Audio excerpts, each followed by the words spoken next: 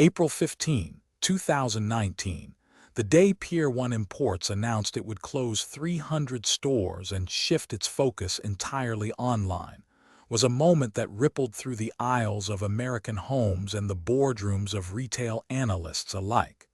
It was the climax of a story that began in a modest New York City loft in 1962, when two visionaries, Walter Miller and Charles P. Miller, decided that the American consumer deserved more than the bland, mass-produced furnishings that dominated the market.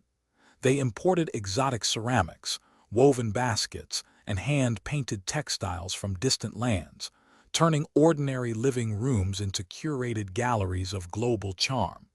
Pier 1 became a pilgrimage for anyone who wanted their home to tell a story, and for a generation, the brand's teal and white storefronts were as familiar as the corner grocery store. The meteoric rise of Pier 1 was fueled by a cultural shift in the 1970 and 1980, a growing appetite for worldly décor, spurred by increased travel, the rise of the boutique hotel aesthetic, and a burgeoning interest in interior design magazines.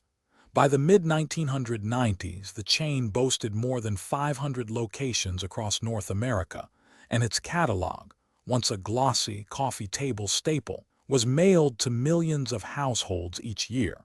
The company went public in 1995, and its stock surged as investors chased the promise of a retail experience that blended discovery with affordability. Yet beneath the vibrant displays and the promise of exotic finds, warning signs began to surface. The first was the rise of e-commerce giants. Amazon's entry into home goods in the early 2000s meant that customers could now browse endless selections with a single click, compare prices instantly, and enjoy free shipping. Pier 1 website, launched in 1998, was a clunky replica of its brick-and-mortar layout, full of static images, limited navigation, and a checkout process that lagged behind competitors. While rivals like Pottery Barn and Crate and Barrel invested heavily in digital platforms, Pier 1 remained tethered to its physical inventory, incurring high overhead costs for rent, utilities, and staffing. A second red flag emerged in the form of inventory management. Pier 1 supply chain was built on small batch imports, often sourced from artisans in Morocco, Mexico, and Indonesia. This model produced unique, high-margin items but also created long lead times and unpredictable stock levels.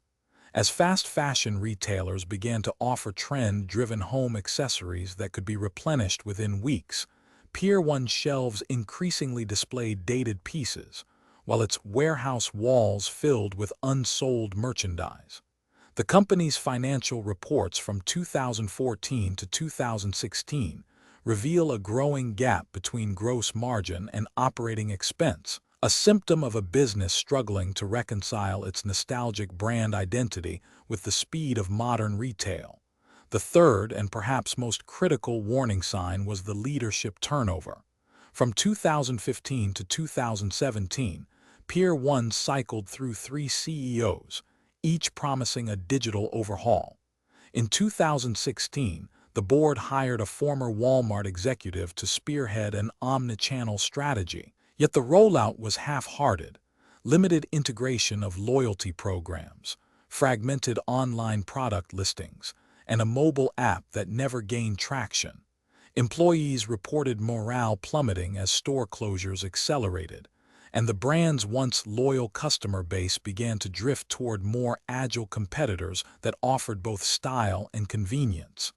When the company finally announced the closure of 300 stores in April 2019, the move was framed as a bold pivot toward a pure-play e-commerce model.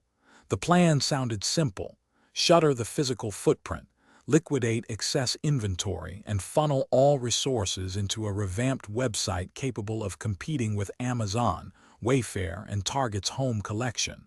But the execution was hampered by a confluence of missteps. The liquidation process flooded the market with discounted Pier 1 goods, eroding the brand's perceived value and cannibalizing future sales. Simultaneously, The new website suffered from poor user experience, limited product variety, and frequent outages during peak traffic, a reflection of underinvestment in technology infrastructure.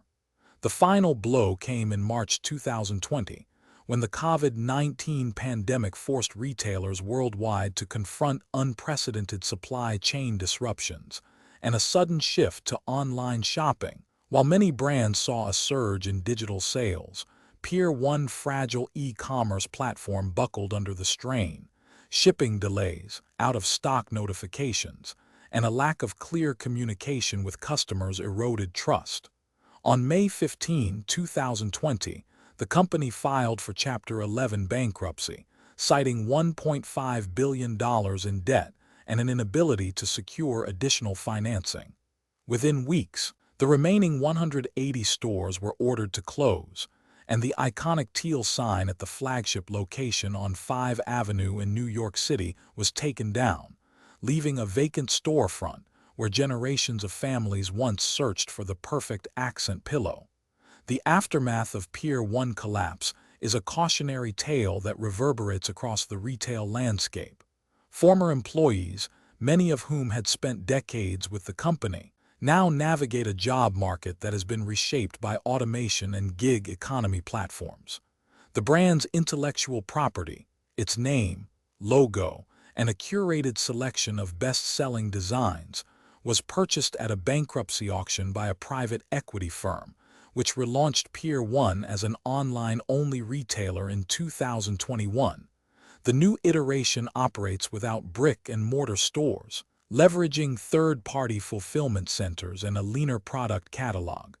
Early financial reports suggest modest growth, but the revived Pier 1 remains a shadow of its former self, lacking the tactile experience that once defined its allure. Consumers, too, feel the loss.